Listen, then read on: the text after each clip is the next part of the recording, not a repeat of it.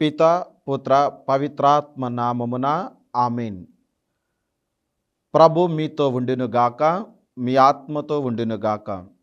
పునీత లూకా గారు వ్రాసిన పవిత్ర సువిశేషములోని భాగము. ప్రభువా మీకు స్తుతి కలుగునుగాక. లూకా శుభవార్త 4వ అధ్యాయము పవిత్ర వచనములు 1 మరియు 2 వచనములు.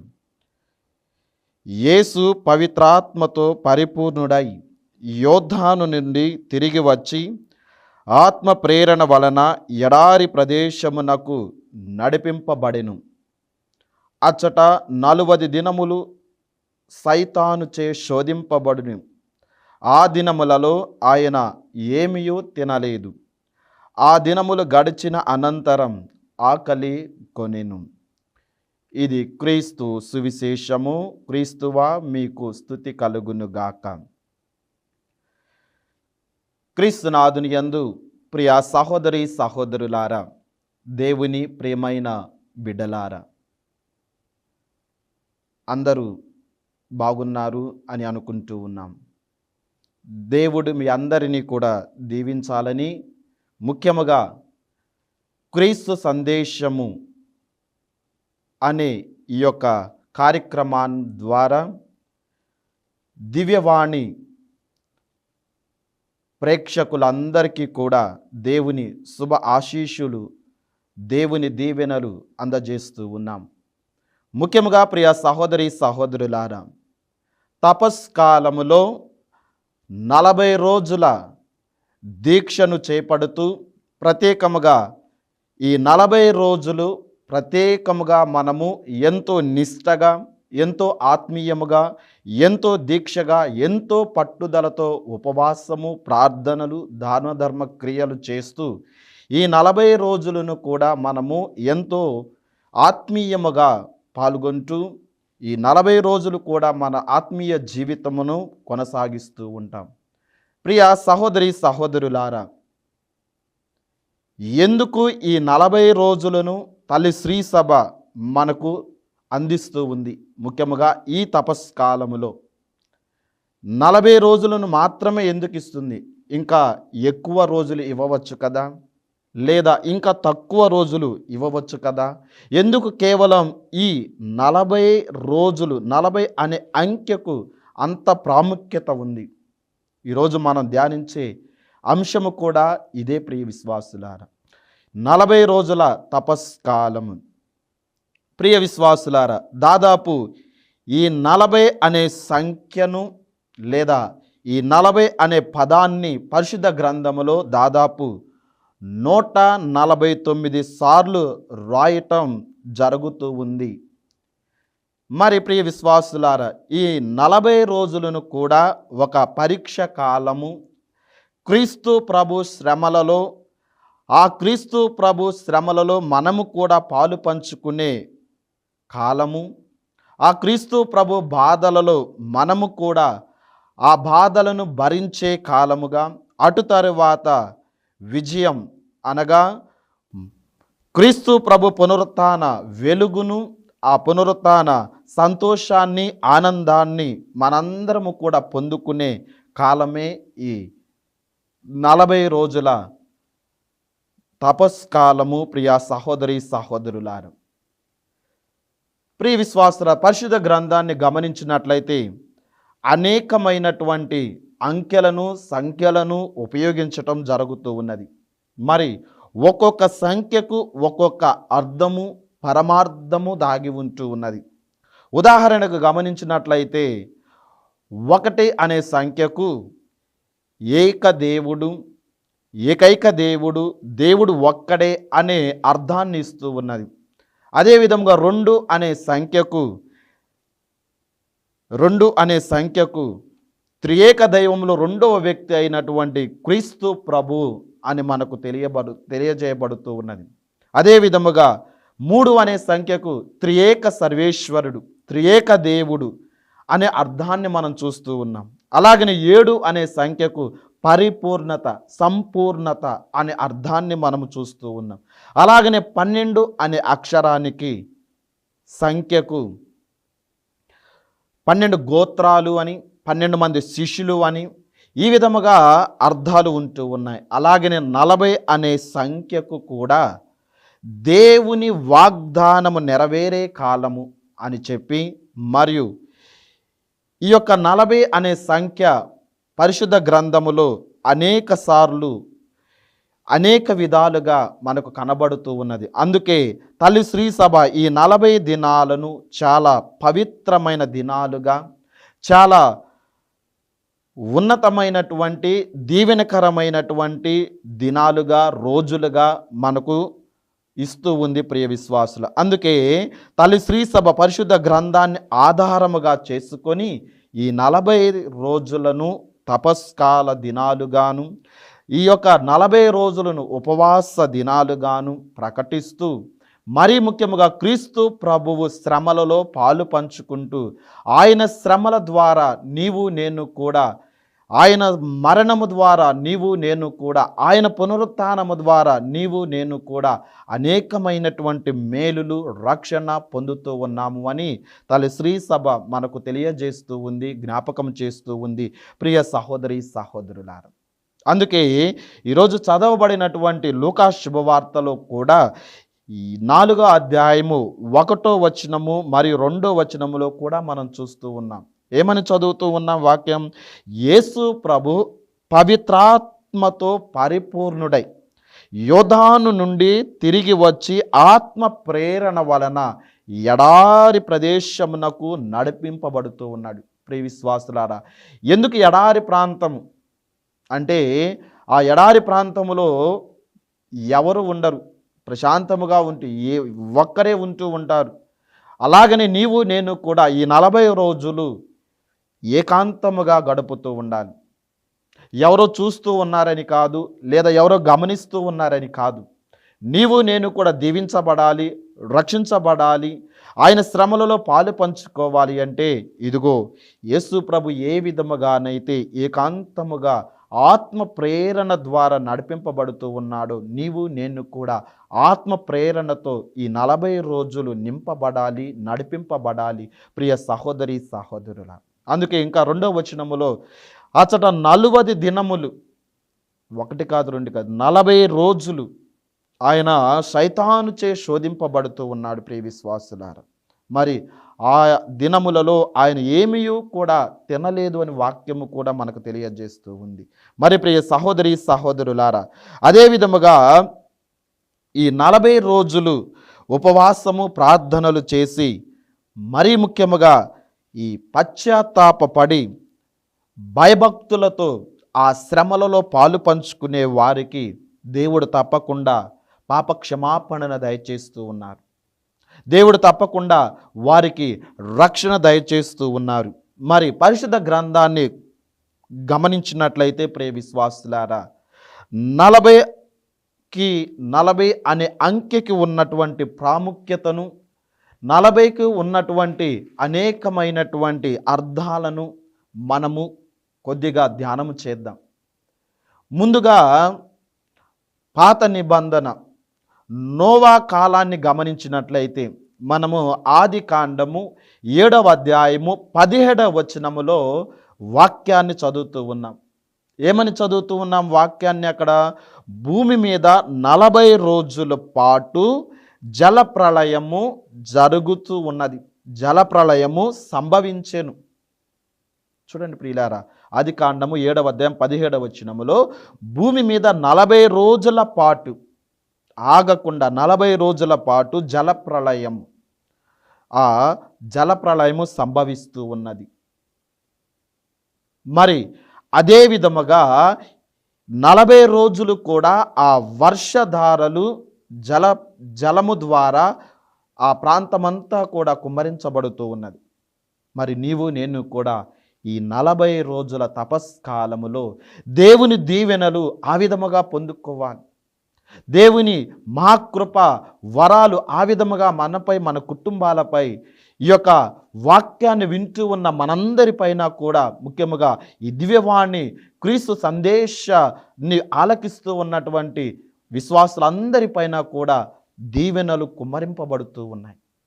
మరి ప్రియ విశ్వాసులారా, నోవా ఆ ప్రాంత ప్రజలందరిలో కంటే కూడా దేవునికి అతి దగ్గరగా, దేవునితో సహవాసము చేసినటువంటి నీతిమంతుడు, న్యాయమంతుడు అని వాక్యము మనకు తెలియజేస్తూ ఉంది.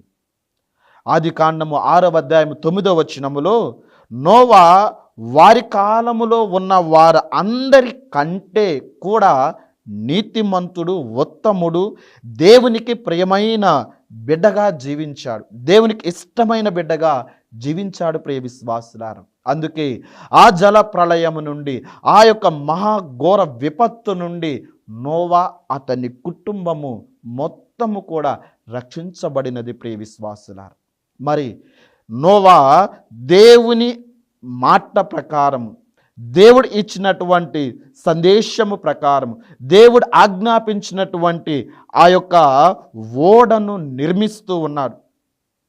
ఎప్పుడైతే నోవా ఓడను నిర్మిస్తూ ఉన్నాడో చుట్టుపక్కల ఉన్నటువంటి ప్రజలందరూ కూడా పక్కున నవ్వుతూ ఉన్నారు, హేళన చేస్తూ ఉన్నారు, నవ్వుతూ ఉన్నారు, ఎగతాళి చేస్తూ ఉన్నారు. ఇంకా చెప్పాలి అంటే మన భాషలో అగౌరపరిచే మాటలతో, అనేక విధాలుగా సూటిపోటి మాటలతో ఆయనను మానసికముగా బాధ పెట్టుతూ ఉండవచ్చు. ప్రియ విశ్వాసులారా, నోవా మాత్రము ఎవరు ఎన్ని విధాలుగా మాట్లాడినా, ఈ నాలుగు రకాలుగా హేళన చేసినా కానీ ఆయన మాత్రము దేవుని మాటకు లోబడి జీవించాడు. నోవా మాత్రము వారి పలికినటువంటి ఏ పలుకులకి కూడా స్పందించలేదు, దేవుని వాక్కుకు మాత్రమే స్పందించాడు. ప్రియ సహోదరి సహోదరులారా, అందుకే నోవా అతని కుటుంబము ఆ 40 రోజుల పాటు కురిచినటువంటి ఆ జల ప్రళయములో ఆయన ఇరుక్కుపోకుండా ఆ ఓడ ద్వారా రక్షించబడుతూ ఉన్నాడు. దేవుడు ఆ కుటుంబాన్ని దీవించుతూ ఉన్నాడు. ప్రియ సహోదరి సహోదరులారా, మరి మనం కూడా ఈ తపస్కాలములో ఈ 40 రోజులు కూడా ఎంతో పట్టుదలతో, విశ్వాసముతో, ఎంతో ఆశతో, ఎంతో ఉత్సాహముతో ఈ 40 రోజులను భయభక్తులతో, దీక్షలతో చేపడుతూ ఉంటాం, ప్రారంభిస్తూ ఉంటాం. పరిశుద్ధ గ్రంథాన్ని చేత పట్టుకొని దేవుని వాక్కును ఆలకిస్తూ, జపమాలను జపిస్తూ, ఈ యొక్క వస్త్రాలను ధరిస్తూ, చెప్పులు లేకుండా ఈ 40 రోజులు కూడా మనం ఎంతో నిష్టగా ఈ దీక్షను చేపడుతూ ఉంటాం. ఈ 40 రోజులు కూడా ప్రియ విశ్వాసులారా, అటువంటి జీవితాన్ని, ఆత్మీయ జీవితాన్ని ప్రారంభిస్తూ జీవిస్తూ ఉన్నప్పుడు నలుగురు 4 విధాలుగా మనలతో మాట్లాడుతూ హేళన చేస్తూ ఉంటారు, అవహేళన చేస్తూ ఉంటారు. ఇంకా చెప్పాలి అంటే ఇదిగో చూడండి, బుద్ధిమంతులు, విశ్వాసులు వస్తూ ఉన్నారు, నడుచుకుంటూ వెళుతూ ఉన్నారు, ఎక్కడ లేని విశ్వాసం వీరికి వచ్చింది అని అనేక విధాలుగా ఎగతాళి చేస్తూ ఉంటారు. ప్రియ విశ్వాసులారా, ఏ విధముగానైతే నోవాను అన్నారు, ఆ విధముగానే మనలను కూడా ఈ దీక్షా కాలములో ఈ 40 రోజులు అనేక సార్లు అనేక మంది అంటూ ఉంటారు. ప్రియ విశ్వాసులారా, వాటికేటికి కూడా నువ్వు లొంగిపోకుండా, వాటికేటికి కూడా నువ్వు స్పందించకుండా, కేవలం దేవుని వాక్కుకు, కేవలం దేవుని యొక్క సందేశం ఆలకిస్తూ నీవు ఈ పవిత్ర జీవితాన్ని జీవించాలి. ప్రియ విశ్వాసులారా, నీవు చేసే ఉపవాసం, నువ్వు చేసే ప్రార్థన, నువ్వు చేసే త్యాగ క్రియలు, తపోక్రియలు నీకు, నీ కుటుంబానికి దీవెనకరముగా మారుతూ ఉంటాయి. ఏ విధముగానైతే ఆ నోవా ఆ ఓడను నిర్మిస్తూ దేవుని మాట ప్రకారం జీవించాడో ఆ కుటుంబం దీవించబడింది. అలాగనే మన కుటుంబాలు కూడా నూరంతులుగా దీవించబడతాయి అని ప్రభు మనందరికీ కూడా వాగ్దానం చేస్తూ ఉన్నాడు. ప్రియ సహోదరి సహోదరుడా, ఇక రెండవదిగా నిర్గమకాండము 24వ అధ్యాయము 18వ వచనములో కూడా మనం చూస్తూ ఉన్నాం. మోషే సినాయి కొండ మీద దేవునితో 40 పగళ్ళు 40 రాత్రులు గడుపుతూ ఉన్నాడు. 40 రాత్రులు 40 పగళ్ళు గడుపుతూ ఉన్నాడు. ప్రియ, ఆ 40 రాత్రులు 40 రోజులు గడిపిన తరువాత ఆయన ముఖము తేజోవంతముగా మారిపోతూ ఉన్నది. ఆయన ముఖము దేదీప్యమానముగా ప్రకాశిస్తూ ఉంది. ప్రియ సహోదరి సహోదరులారా, ఆ 40 రోజులు కూడా మోషే కొండ మీద దేవునితో ఉంటూ ప్రార్థనలో గడుపుతూ, మరి ముఖ్యముగా ఆయన ఉపవాసము చేస్తూ, పచ్చి మంచినీళ్ళు కూడా త్రాగకుండా ఆయన నిష్టగా జీవించాడు ప్రియ విశ్వాసులారా. అందుకే మోషే గొప్ప నాయకుడు. ఆ ఇజ్రాయేల్ ప్రజలందరినీ కూడా ఫరో ఆ ఐగుప్తు బానిసత్వము నుండి విడిపించి ఆ ప్రజలందరినీ కూడా 40 సంవత్సరముల పాటు ఆ ఎడారిలో నడిపిస్తూ వాగ్దాంత భూమికి చేరుస్తూ ఉన్నాడు ప్రియ విశ్వాసులారా. మరి నీవు నేను కూడా ఈ 40 రోజులు ఏ విధముగానైతే మోషే ఆ సినాయి పర్వతము పైన దేవునితో గడుపుతూ ఉన్నాడు, ప్రార్థన చేస్తూ ఉన్నాడు, ఆయన ముఖము తేజోవంతముగా ప్రకాశిస్తూ ఉన్నదో, నీవు నేను మన కుటుంబాలు కూడా ఈ 40 రోజులు దేవుని దీవెనను పొందుకోవాలి. ఈ 40 రోజులు దేవునికి అతి దగ్గరగా జీవించాలి. ఈ 40 రోజులు నీవు నేను కూడా ఉపవాసము ఉంటూ ప్రార్థనలు చేస్తూ క్రీస్తు ప్రభు మన కొరకు అనుభవించినటువంటి శ్రమలు, కష్టాలు, ఆ సిలువ శ్రమలలో రవ్వంతైనా కానీ పాలు పంచుకోవాలి ప్రియ సహోదరి సహోదరులారా. అందుకే ఈ తపస్కాల 40 రోజులు ఎంతో పవిత్రమైనటువంటి రోజు, ఎంతో గొప్పగా తల్లి శ్రీ సభ మనకిచ్చినటువంటి పవిత్ర రోజులు ప్రియ విశ్వాసులారా. ఈ 40 రోజులు కూడా మనము ప్రార్థనలో గడపాలి. ఆ ప్రార్థన ద్వారా పశ్చాత్తాపపడాలి. ఆ యొక్క ఉతాన క్రీస్తు ప్రభు వెలుగులు నీవు నేను పొందుకోవాలి. ఏ విధముగానైతే ఆ మోషే ఆ దేవుని యొక్క దివ్య తేజస్సును పొందుకొని ఆయన ముఖము తేజోవంతముగా దేదీప్యమానముగా వెలిగిపోతూ ఉన్నదో, నీవు నేను కూడా ఈ 40 రోజులు తపోక్రియలు చేసిన తరువాత, ఈ దీక్ష చేపట్టిన తరువాత నీవు నేను కూడా ఆ క్రీస్తు ప్రభు ఉత్థాన వెలుగును పొందుకొని దేదీప్యమానముగా జీవించగలగాలి ప్రియ సహోదరి సహోదరులారా. ఇక మూడవది, రాజుల మొదటి గ్రంథము 19వ అధ్యాయము 8వ వచనములో ఏలియా ప్రవక్త లేచి రొట్టెను తింటూ ఉన్నాడు, నీటిని త్రాగుతూ ఉన్నాడు.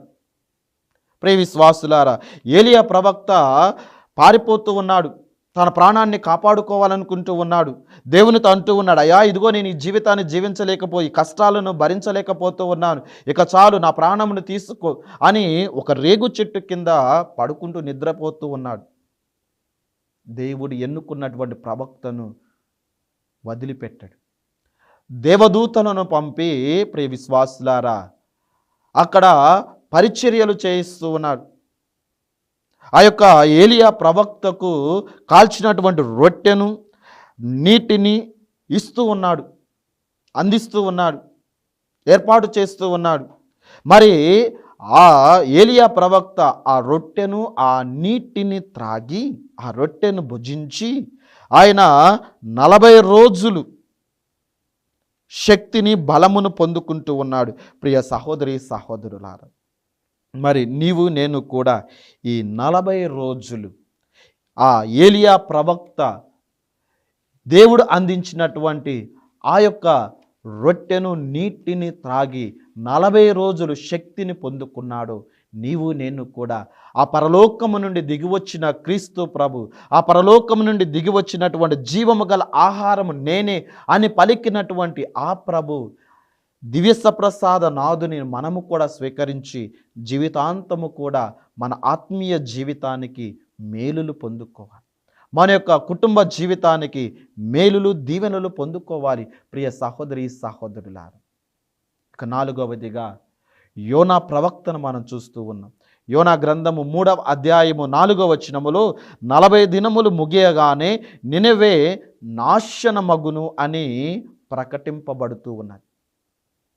40 రోజులు ముగియగానే నినెవే నాశనమగును అని ప్రకటింపబడుతూ ఉన్నది ప్రియులారా. మరి యోనా తప్పించుకోవాలని దేవుడు చెప్పినటువంటి మాట వినకుండా ఆయన తప్పించుకోవాలని వెళ్ళిపోతూ ఉంటే, కానీ దేవుడు మరలా ఆ యోనా ప్రవక్తను నినెవే పట్టణానికి ప్రవక్తగా పంపుతూ ఉన్నాడు. వెళ్ళి ఇదిగో 40 రోజుల తరువాత ఈ యొక్క నినెవే పట్టణము దేవుని శిక్షకు గురవుతూ ఉన్నది అని ఎప్పుడైతే ప్రకటించాడో ప్రియ విశ్వాసులారా, వారందరూ కూడా 40 రోజులు గోనె ధరించి ఉపవాసము ఉండి ప్రార్థనలు చేస్తూ ఉన్నారు. రాజు, ప్రజలు, పిల్లలు, పసివాళ్ళు, చివరికి పశువుల మందలు అందరూ కూడా ఉపవాసము ఉంటూ ఆ 40 రోజులు ఎంతో నిష్టగా జీవిస్తూ ఉన్నారు ప్రియ సహోదరి సహోదరులారా. మరి దేవుడు వారి తపోక్రియలను చూచి వారి మీద జాలి చెంది వారిని రక్షిస్తూ ఉన్నాడు. వారి యొక్క శిక్షను తొలగిస్తూ ఉన్నాడు ప్రియ సహోదరి సహోదరులారా. ప్రియులారా, దేవుడు కూడా మన జీవిత విధానాన్ని చూస్తూ ఉన్నాడు.